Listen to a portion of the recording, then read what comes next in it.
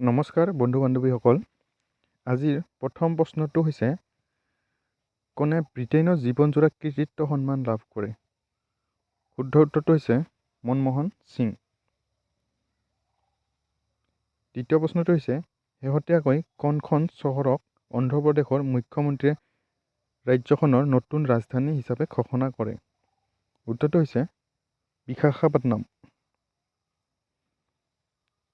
তৃতীয় প্ৰশ্নটো হৈছে, কোনখন চহৰত খাদী উৎসৱ 2023 উদ্বোধন কৰা হয়? উত্তৰটো হৈছে মুম্বাই। চতুৰ্থ নম্বৰ প্ৰশ্নটো হৈছে, কোনে 2023 চনৰ FIS ৰাষ্ট্ৰীয় বঁটাৰে সন্মানিত হয়?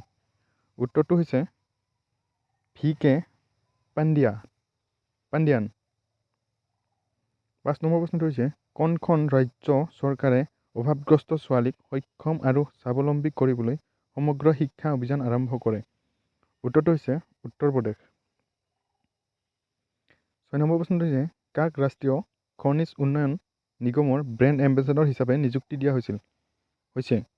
উত্তৰটো হৈছে নিশা জৰিন। 7 নম্বৰ প্ৰশ্নটো হৈছে, ৰাষ্ট্ৰপতি ভৱনৰ মোগল উদ্যানৰ নাম সম্প্ৰতি কি লৈ সলনি কৰা হৈছিল? উত্তৰটো হৈছে অমৃত উদ্যান।